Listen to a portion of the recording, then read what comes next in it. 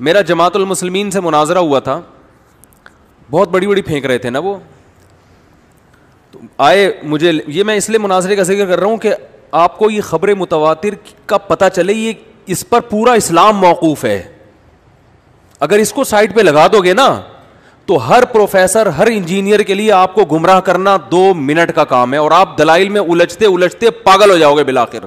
ایک وقت آئے گا آپ کو ہر عالم برا لگے گا, اور پھر آپ کو جس کی اسپیچز سن رہے وہ بھی برا لگے گا آپ کو. اتنے آپ وسوسوں میں مبتلا ہو جاؤ گے کہ آپ کو جو بدیہی چیزیں ہیں نا اسلام میں 2 اور 2 4 کی طرح, وہ بھی آپ کو عجیب لگنا شروع ہو جائیں گی. ان لوگوں نے ایسے وسوسے ڈالے ہیں لوگوں کے دلوں میں. تو جماعت المسلمین والوں نے یہاں بڑا پروپیگنڈا کیا ہوا تھا کہ جی میرا مقصد ابھی جماعت المسلمین نہیں ہے, میں تو ایک واقعہ سناتا ہوں تاکہ وہ جو اصول میں سمجھانا چاہ رہا ہوں وہ اچھی طرح سے بیٹھ جائے. تو مثالوں سے, واقعات سے زیادہ اچھی بات سمجھ میں آتی ہے, ورنہ جماعت المسلمین پر اب رد کرنے کی ضرورت, ان کے ویسے ہی اتنے پارٹ بن گئے, پارٹ 1 پارٹ 2 پارٹ 3. آپ کوئی کہے نا کہ حدیث میں آتا ہے جماعت المسلمین اور اس کے امام کو لازم پکڑو, تو آپ اس سے کہ حدیث میں پارٹ 1 کے بارے میں یا پارٹ 2 کے بارے میں یا پارٹ 3 کے بارے میں. پہلے انہوں نے ناموں سے بہت دھوکہ دیا لوگوں کو کہ جماعت المسلمین اور حدیث, دیکھو جماعت المسلمین تو ہم تو فلاں تو دیوبندی بنا ہوا ہے, فلاں تو بریلوی ہے, فلاں تو اہل حدیث ہے, فلاں تو یہ ہے, فلاں تو وہ ہے. اصل جو جماعت المسلمین کا بخاری میں آتا ہے وہ کون ہے؟ ہم ہیں. حالانکہ وہ جماعت المسلمین وہ نہیں کہ وہ فرقہ جس کا نام جماعت المسلمین ہوگا, بلکہ مسلمانوں کی جماعت مراد ہے, عامت المسلمین مراد ہے, اور اس کے امام سے مراد ہے حکومت وقت, خلیفہ, بادشاہ, حاکم, اس کی بغاوت نہ کرو. تو خیر مجھے لے گئے, وہ لے نہیں گئے, میں پہنچ گیا. تو جب کھانا وانا لگنے سے پہلے نا وہ ہماری بحث شروع, نے بڑا ٹائٹ کھانے کا بھی انتظام کیا ہوا تھا لڑکوں کو پھانسنے کے لیے. تو ہم اور کھانے کا مجھے پتہ چلا 2 مناظروں میں گیا ہوں جماعت المسلمین کے, مجھے پتہ چلا یہ ہر مناظرے میں کھانا رکھتے ہیں کہ پھنسنے لگے تو کھانا لگا دو. ان کا فلسفہ ہی یہی ہے کہ سامنے والا اگر تگڑا ہو گیا نا کہ یہ بحث میں غالب آ رہا ہے تو فوراً کیا لگا دو, بھائی چلو پھر تو بحثیں تو ہوتی رہتی ہیں, چلو دسترخوان کھانا لگاؤ ہو رہا ہے, کھانا لگاؤ.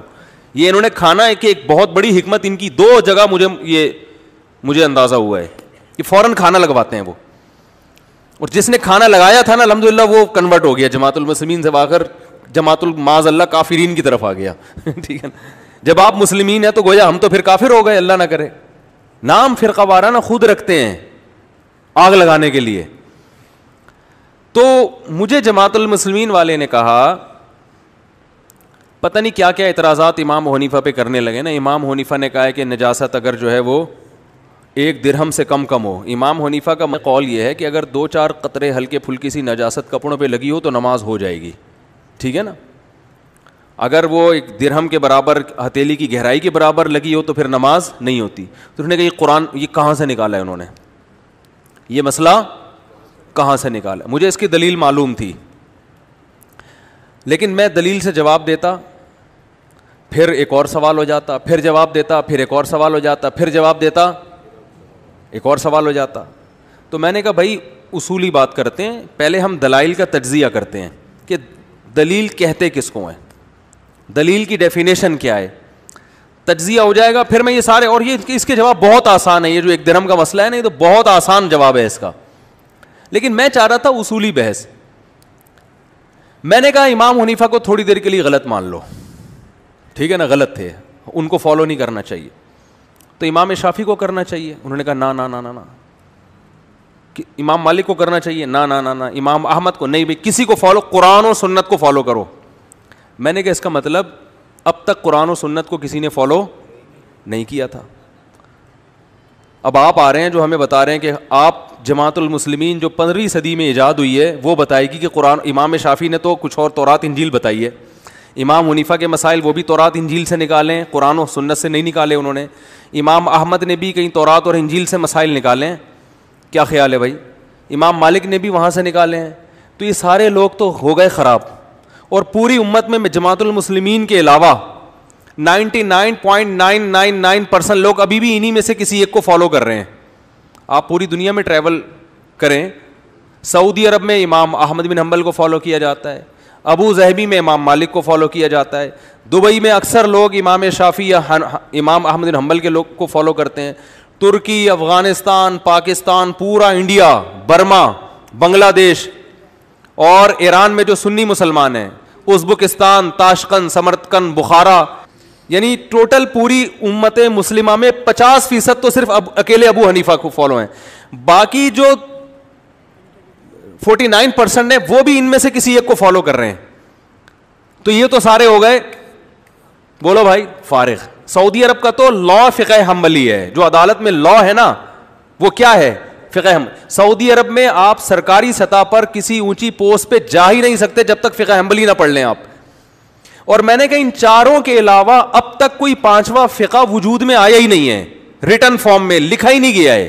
اصل مسئلہ پتہ ہے کیا ہے, اتنی بڑی امت گمراہی پہ جمع نہیں ہو سکتی. تو میں نے ان جماعت المسلمین والوں سے کہا, میں نے کہا یار یہ جو امت طبقات, آپ جس بھی عالم کی صدیوں تک پڑھنا چاہو نا تو آپ کو یا تو طبقات حنابلہ میں ملے گا اس کا تذکرہ, یا طبقات شوافیہ میں ملے گا, یا طبقات حنفیہ میں, یا طبقات مالکیہ میں. 1000 سال کے علماء کو اگر آپ کسی کو بھی پڑھنا چاہو تو ان کا ان چاروں میں سے کسی طبقے میں ذکر ہو. اچھا ایک اور مثال دے کے بس میں آگے چلتا ہوں. حرم میں 700 سال 4 مصلے رہے ہیں. اس پہ لوگ بہت اعتراض کرتے ہیں, حنفیہ کا مصلی تھا, شافیہ کا تھا, مالکیہ تھا, حنابلہ کا تھا, انہوں نے حرم کو 4 حصوں میں ڈیوائڈ کیا تھا. واقعی غلط کیا تھا اور سارے علماء اس پہ متفق نہیں تھے. لیکن جو حرم کے اس وقت حکومت تھی ان کے پیش نظر یہ تھا کہ چاروں اہل سنت والجماعت کے مسلک کی نمائندگی ہونی چاہیے. اب جو اعتراض کرتے ہیں نا یہ فرقہ واریت تھی, واقعی نہیں ہونا چاہیے, ہم بھی نہیں قائل اس کے, تبھی اس کو ختم بھی ہم ہی نے کیا ہے. حنابلہ نے ختم کیا اس کو, حنفیہ نے اس کی تائید کی کہ یہ 4 مصلی ختم ہونے چاہیے, ایک امام ہو کسی بھی مسلک کا ہو. کوئی صحت پہ اثر نہیں پڑتا کہ اگر کوئی حنبلی امام نماز پڑھا اور حنفی اس کے پیچھے پڑھ لے, اس سے کوئی فرق نہیں پڑتا. لیکن اتنی بات تو ہے کہ اس وقت 5ویں مصلی کی طرف کسی کا ذہن کیوں نہیں گیا؟ اس لیے کہ 5واں کوئی تھا ہی نہیں. بات آ رہی ہے سمجھ میں؟ تو صدیوں تک امت 4 فقہ پہ جمع رہی ہے. تو ایک تو صحیح حدیث ہے کہ میری امت گمراہی پہ جمع نہیں ہوگی. دوسری طرف ہم دیکھتے ہیں یار 99.999% لوگ وہ کسی نہ کسی فقہ کو فالو کرتے آ رہے ہیں. تو بھائی یا تو معاذ اللہ وہ حدیث غلط ہے, یا آپ اس کی تشریح غلط کر رہے ہو, یا کچھ اور معاملہ. وہی ایک صاحب جماعت المسلمین والے کہنے لگے کہ پشاور میں بھی اب ہمارا مسلک تیزی سے پھیل رہا ہے. یہ جس نے واقعہ سنا ہے وہ جماعت المسلمین سے کنورٹ ہوا, تو اس نے کہا ہمارا مسلک جو ہے نا پشاور میں تیزی سے پھیل رہا ہے. کہنے ایک دم مجھے خیال آیا یار پشاور میں اسلام تو 1200 سال پہلے آیا تھا. وہ صاحب کہتے ہیں حالانکہ میں خود جماعت المسلمین میں بہت متحرک تھا, لیکن میرے نا دماغ پہ یہ جا کے یہ لگا کہ ہمارا مسلک اب کیوں پھیل رہا ہے. وہ جو 1200 سال پہلے اسلام پشاور میں آیا تھا وہ پھر کیا چیز آئی تھی؟ نہیں آ رہی بات, وہ کیا آیا تھا؟ اب سمجھ میں آ رہا ہے خبر متواتر کا مطلب کیا ہوتا ہے؟ او بھائی وہ جو تواتر کے ساتھ جو چیز آئی تھی نہیں وہ اصل ہے, باقی کیا ہے دلائل کے نام پہ بے وقوف بنانے کا سلسلہ. جماعت المسلمین کو میں اس لیے ہدف بناتا ہوں کہ وہ تو اپنے علاوہ کسی کو کچھ سمجھتے ہی نہیں ہے. تو وہ خیر وہ بیٹھ گئے, تو انہوں نے مجھے, میں نے کہا دیکھیں پہلے اصول طے ہوئے ہیں بحث کے اصول, تو میں نے کہا مجھے ایک بات بتائیں, سب سے آپ نے تو پوری امت کو 2 منٹ میں گمراہ کر دیا, اور دلائل قرآن سے دیتے ہیں کہ تم اکثریت کی اتباع کرو گے تو یہ تمہیں گمراہی کی طرف لے کر جائیں گے, لہذا اکثریت تو کبھی بھی ٹھیک نہیں ہو سکتی. میں نے کہا اس آیت کا مطلب بھی آپ کو نہیں پتہ ہے. یہ نبی کے دور میں نازل ہوئی ہے, اس وقت اکثریت غیر مسلموں کی تھی. صحابہ کو بتایا جا رہا ہے کہ ان غیر مسلموں کو مت دیکھو, مسلمانوں کی اکثریت گمراہی پر ہوگی, ایسی کوئی آیت نہیں ہے, بلکہ اس کے خلاف آیتیں ہیں. وَمَن يَتَّبِعْ غَيْرَ سَبِيلِ الْمُؤْمِنِينَ, جو مسلمانوں کے راستے کو چھوڑ کر کسی اور راستے پر چلے گا, نُوَلِّهِ مَا تَوَلَّىٰ, جہاں جائے گا جانے دیں گے, وَنُصْلِهِ جہنم, جہنم میں پھینک دیں گے اس کو. یہاں تو مسلمین کے راستے کو فالو کرنے کا, 1.5 اینٹ کی مسجد بنانے کی اجازت نہیں دی جا رہی. وہ راستہ جس پر عامۃ المومنین مسلمین چلتے ہیں اسی کو فالو کرنے کا حکم ہے. میں نے کہا دوسری بات یہ کہ آپ یہ کوشش کر رہے ہیں جماعت المسلمین پھیلے, ابھی تو اقلیت میں, آپ کی کوشش ہوگی کہ کیا ہو جائے اکثریت میں. تو جس دن اکثریت میں آ گئی آپ گمراہ ہو جاؤ گے اس آیت کی روشنی میں, کیونکہ قرآن کہہ رہا ہے اکثریت کی اتباع کرو گے تو کہاں جاؤ گے؟ جہنم میں. میں نے کہا اس لیے اسلام کو کبھی اکثر لوگوں کا مذہب بننے نہیں دینا, اور اپنے مسلک کی اتنی تبلیغ نہیں کرنا کہ مثال کے طور پر اس 1 ارب مسلمان ہیں تو 49.9 کروڑ پہ جا کے کیا کرنی ہے, بلکہ 50 کروڑ پہ جا کے بریک لگانی ہے. 50.1 جس دن ہوئے تو آپ کی مخالف پارٹی جو آج آیتیں آپ ہم پہ فٹ کر رہے ہو, مخالف پارٹی آپ پہ الٹا وہ آیتیں فٹ کرنا شروع کر دے گی. اکثریت کو مت دیکھو, اکثریت وہ پاگل ہے یار, اندازہ لگاؤ یار, یہ ہمارا امام بن رہے ہیں, یہ ہمیں ابو حنیفہ سے اور شافعی سے ہٹا کے کہاں لگا رہے ہیں, ہمیں فالو کرو. اچھا خیر, پھر میں نے ان سے کہا, میں نے کہا دیکھو بھائی سارے تو ہو گئے خراب, آپ جماعت المسلمین جو 1975-77 میں کیماڑی میں جس کی بنیاد رکھی گئی, حقیقت ہے کیماڑی میں بنیاد رکھی گئی ہے جہاں تک میری معلومات, وہ ہو گئے قرآن و سنت کے فالو کرنے والے, ہم تو ہو گئے بیکار.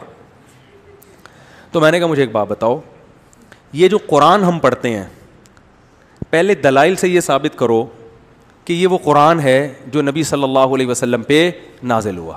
اس نے کہا بھائی یہ تو وہی قرآن ہے, اب دلیل دیکھو, یہ تو بالکل وہی قرآن ہے. میں نے کہا ابے بھائی دلیل کیا ہے, کوئی غیر مسلم پوچھ لے کہ ٹھیک ہے میں محمد صلی اللہ علیہ وسلم پر ایمان لاتا ہوں لیکن مجھے ثابت کرو کہ یہ وہی قرآن ہے جو محمد صلی اللہ علیہ وسلم پر نازل ہوا. اب کوئی لیبارٹری ٹیسٹ تھوڑی ہوگا, کوئی سائنسدان تھوڑی بتائے گا یہ. تو میں نے کہا, اس نے کہا یہ تو تحریف ہو ہی نہیں سکتی, قرآن میں خود لکھا ہوا ہے لا ریب فیہ, اس میں کوئی شک نہیں ہے. میں نے کہا ایک کتاب آپ لکھیں اردو کی, اس پہ لکھ دیں لا ریب فیہ, تو اس میں بھی کوئی شک نہیں رہے گا. پھر یہ تو ثابت کرو یہ لا ریب فیہ اللہ نے ہی نازل کیا ہے. ٹھیک ہے نا, کہہ رہے نہیں قرآن میں آتا ہے انا نحن نزلنا الذکر و انا لہ لحافظون, ہم نے ہی اس قرآن کو نازل کیا, ہم ہی حفاظت کریں گے. ابے میں نے کہا یہ بتا یہ آیت اللہ نے نازل کی ہے, پہلے یہ تو ثابت کر لو نا. ایسے تو بھائی کوئی قادیانی کوئی کتاب لکھے اور اس میں کہہ دے کہ ہم نے اس کو نازل کیا اور ہم اس کی حفاظت کریں گے اور یہ اللہ کہہ رہا ہے, تو پہلے یہ تو ثابت کرو کہ یہ پیغمبر پہ نازل بھی ہوئی ہے آیت. اتنی ٹامک ٹوئیاں کی ہے نا, گھماتا رہے بات کو. کیا کر, میں نے کہا آپ اصل میں جو اصل جواب ہے نا اس پہ نہیں آ رہے. اصل جواب یہ کہ اس امت نے یہ جو قرآن ہم تک پہنچایا ہے تو یہ امت من حیث الامہ جھوٹی اور غلط اور گمراہ نہیں ہو سکتی, اس سے اتنی بڑی خیانت نہیں ہو سکتی. اس سے کیا, اس امت کو تو چلو ہم مانتے ہیں نا, غیر مسلم کو بھی ہم یہ ایک دلیل دیں گے. او بھائی اتنے سارے لوگ صدیوں سے جن میں مختلف فرقے ہیں مسلمانوں کے جو ایک دوسرے کے خلاف توپے لے کے ایک دوسرے پہ فتوے لگا رہے ہیں, الحم سے لے کے والناس تک جا قرآن کی بات آئے گی تو قرآن سب کا کیا ہے, ایک ہے. وجہ اس کی یہ کہ اسلام جب دنیا میں پھیلا تو صحابہ نے اس سینے میں قرآن محفوظ کر کے پوری دنیا میں پھیل گئے. سیم قرآن تھا وہ, اس میں روایتوں کا اختلاف ہے, نبی نے یہ آیت اس طرح بھی پڑھی اس طرح بھی پڑھی, تو وہ ساری روایتیں پہنچی ہیں. لہذا یہ تو ہم کہتے ہیں کہ مالکی یوم الدین بھی پڑھ سکتے ہو, ملکی یوم الدین بھی, تو تمام فرقوں میں ہے کہ مالکی یوم الدین کو ملکی یوم الدین بھی پڑھا جا سکتا ہے, کیونکہ مالکی یوم الدین بھی تواتر سے ثابت ہے کہ نبی نے یہ لفظ یوں پڑھا ہے, اور ملکی یوم الدین بھی تواتر سے ثابت ہے. تو وہ جو 7 قراتیں ہیں نا وہ تو اپنی جگہ ہیں, ان میں بھی اختلاف نہیں ہے, یعنی وہ سب مانتے ہیں کہ یہ بھی ہے اور یہ بھی ہے, یہ لفظ بھی پڑھا ہے یہ بھی پڑھا ہے آپ نے. تو میں نے کہا یہ اس کی علامت ہے کہ یہ جو متواتر حدیث متواتر ہے نا, حالانکہ بخاری اور مسلم میں جو قرآن کی قراتیں لکھی ہوئی ہیں بہت سی وہ اس متواتر قراتوں کے خلاف ہیں, لیکن ہم پھر بھی اس پہ قرآن نہیں پڑھتے. ہم کہتے ہیں بخاری خبر واحد ہے, حدثنی فلان قال حدثنی فلان قال حدثنی فلان, ایک آدمی نقل کر رہا ہے, تو جو ایک آدمی جس طرح سے آیت پڑھ رہا ہے اس طرح نہیں پڑھی جائے گی, جس طرح صدیوں سے لوگ پڑھتے چلے آ رہے ہیں اس طرح پڑھی جائے گی. اب کل کوئی اٹھ کے نیا قرآن بنا سکتا ہے اور کہہ سکتا ہے بخاری میں تو لکھا ہوا ہے واللیل اذا یغشا والنہار اذا تجلی والذکر والانثی وما خلق الذکر والانثی کے بجائے کیا کہے گا, والذکر والانثی, تو کہے گا میں نیا قرآن چھاپوں گا جس میں وما خلق کا لفظ کیا کروں گا, غائب کرنے دو گے بخاری کے نام پہ, بولو گے بھائی یہ بھی نبی نے پڑھا ہے وما خلق الذکر والانثی, بخاری میں لکھا ہے مانتے ہیں, لیکن جو سینہ بسینہ چلا آ رہا ہے نا وہ وما خلق الذکر والانثی ہے. لہذا بخاری کے مقابلے میں اس متواتر کو ترجیح دی جائے گی جو صدیوں سے چلا آ رہا ہے. آپ کی ریسرچ آپ اپنے ساتھ لے جا سکتے ہیں, بہت آسان ہے بات سمجھانا, ٹھیک ہے نا. آپ تنگ آ گئے ہوں گے نا سن کے. تو خیر میں نے اس سے کہا وہ ٹامک ٹوئی ہی مارتا رہا بیچارہ, وہ آیا ہی نہیں کم بخت, پھر کھانا لگا دیا, کھانا لگاؤ, تو کھانا کھانے تھوڑی آئے ہم یہاں پہ یار. لیکن اس کے بعد دوبارہ محلے میں الحمدللہ آئی نہیں.